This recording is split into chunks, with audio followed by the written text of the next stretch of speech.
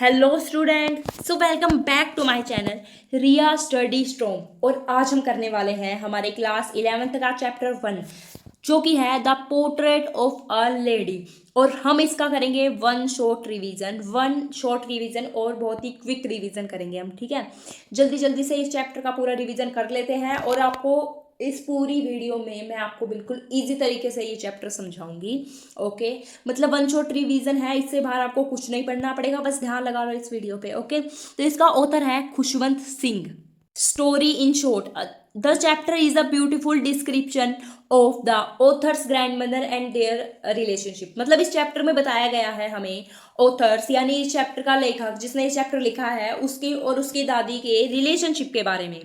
तो हम ये पढ़ेंगे कि विलेज लाइफ, सिटी लाइफ, ऐसे अलग अलग। ओके, तो फर्स्ट विलेज लाइफ। जब विलेज में ऑथर और उसकी ग्रैंड मदर साथ साथ रहते थे तो ऑथर उसके बारे में बता रहा है। Author and grandmother, author यानी Khushwant Singh and grandmother share a very close bond. जो ऑथर है और उसकी ग्रैंड मदर है उनका बॉन्ड बहुत ही क्लोज था। Grandmother took him to school, grandmother उसे रोज स्कूल भेजती थी। Help him he in his studies and feed chapatis the dog on the way. ठीक है, तो मैं आपको थोड़ी डिटेल में बता देती हूँ कि उसकी जो ग्रैंड मदर थी वो उसको स्कूल की स्टडी और होमवर्क करने में उसकी हेल्प करती थी। ओके, और जब वो उसे स्कूल में छोड़ने जाती थी ऑथर की ग्रैंड मदर, रास्ते में जो स्ट्रीट डॉग मिलते हैं ना, जो गलियों में घूमते रहते हैं, तो उनको उसकी दादी खिलाती थी चपातीज यानी रोटी, जो भी कुत्ते उसे रास्ते में दिखते थे उनको।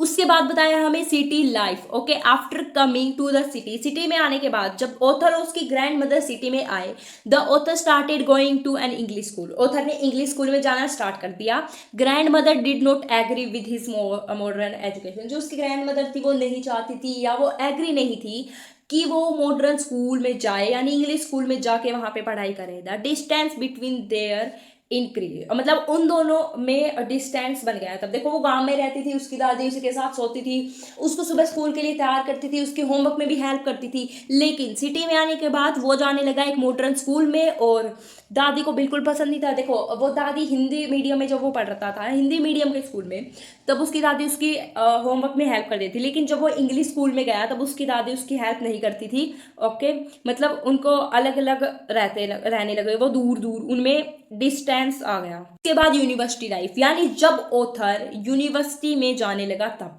The author went to university and his grandmother became even more lonely. पहले वो गांव में थे तब दोनों साथ साथ थे, वो सिटी में आए और ऑथर इंग्लिश स्कूल में जाने लगा तब वो थोड़े दूर दूर हो गए। और जब ऑथर यूनिवर्सिटी में जाने लगा, जब ऑथर की यूनिवर्सिटी लाइफ आई, तब ग्रैंड मदर मतलब बिल्कुल अकेली रहने लगी और ऑथर भी उससे बहुत दूर हो गया। She spend most of her time in prayer and spinning and feed grains to the sparrow. ये देखो, ये पेपर में पूछा जाता है कि वह अपना ज्यादातर समय किस में बिताती थी।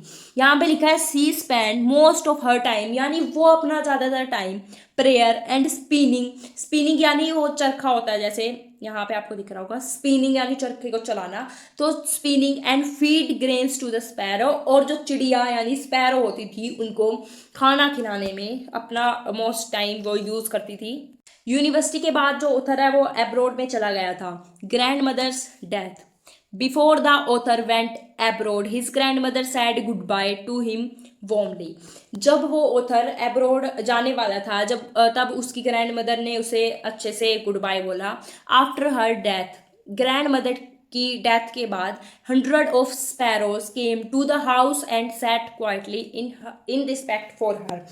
जिन स्पैरोज को उसकी ग्रैंड मदर फीड करती थी यानी खाना खिलाती थी, उन ग्रैंड मदर के मरने के बाद वो उसी सारी स्पैरोज, 100 ऑफ स्पैरोज उसी की डेड बॉडी के आके आसपास बैठ गई। अब पढ़ लेते हैं ग्रैंड मदर की क्वालिटीज, मतलब ग्रैंड ऑथर की ग्रैंड मदर में क्या क्या क्वालिटीज थी। फर्स्ट, लविंग एंड केयरिंग, और second, religious and spiritual, third, simple and peaceful, fourth, strong and selfless, और fifth, loving towards animal and birds. अब देख लेते हैं इस चैप्टर की मेन थीम।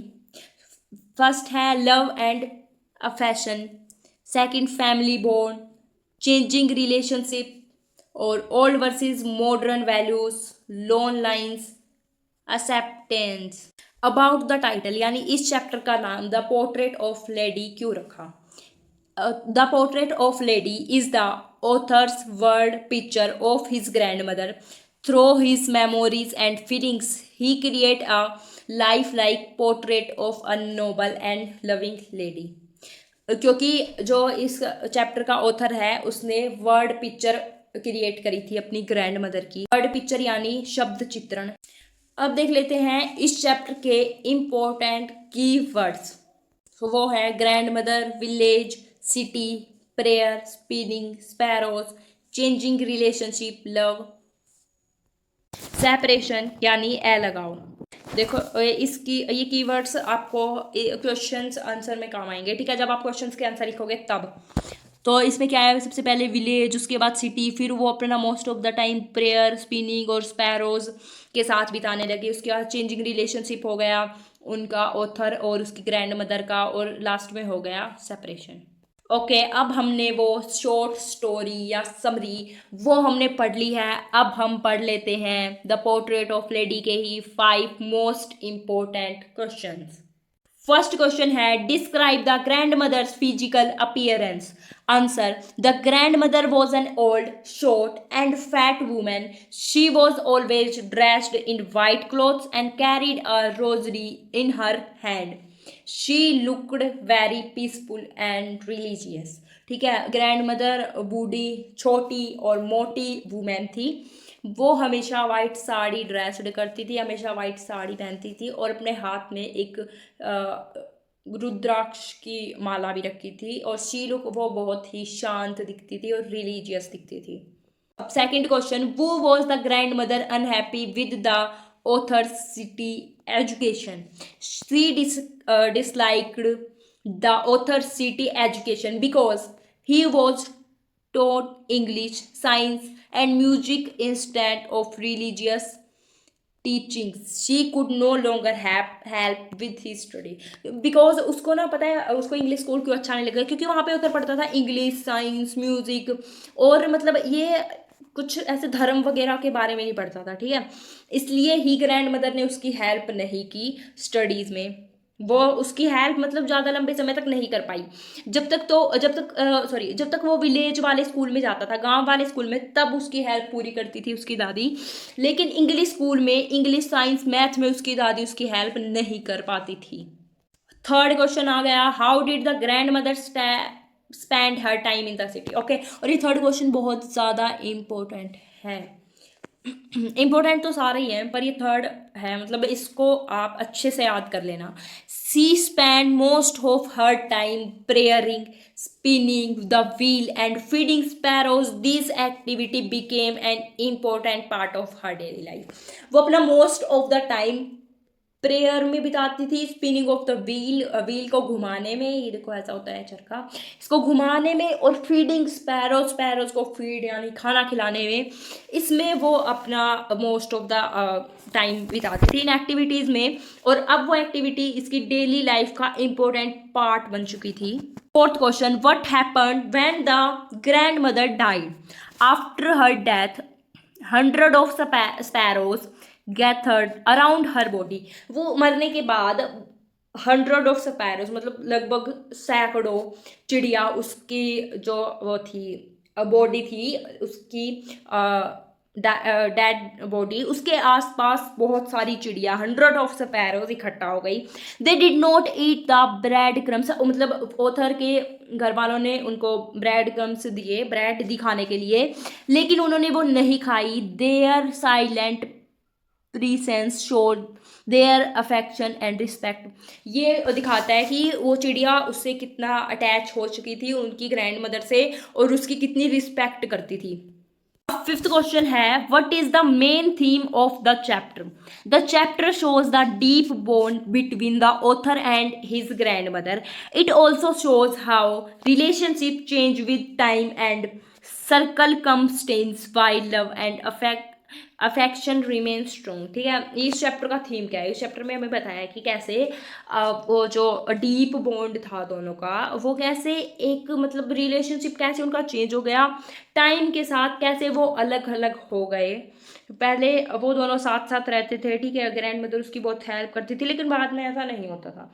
जब देखो, अब कर लेते हैं एक बार, मैं रिकॉल करवाती हूँ आपको पूरे चैप्टर की समरी। सबसे पहले ऑथर और उसकी ग्रैंड मदर वो दोनों रहते थे विलेज में, ठीक है, बहुत वेरी क्लोज, पास पास रहते थे, दोनों की बहुत हेल्प करती थी। उसकी ग्रैंड मदर रोज उसे स्कूल जाने के लिए रेडी करती थी सुबह सुबह, और उसके लिए खाना बना, मतलब सब कुछ जैसे उसका बहुत ध्यान रखती थी टाइप, ठीक है। और उसकी पढ़ाई तक में मदद करती थी उसकी ग्रैंड मदर, रोज उसे स्कूल छोड़ने जाती थी। जब वो उसे स्कूल छोड़ने जाती थी तब रास्ते में जो स्ट्रीट डॉग्स उन्हें मिलते थे वो उनको फीड करवाती थी, चपातीस, उनको चपाती खिलाती थी। फिर उसके बाद ओथर और उसकी ग्रैंड मदर आ गए सिटी में, ठीक है।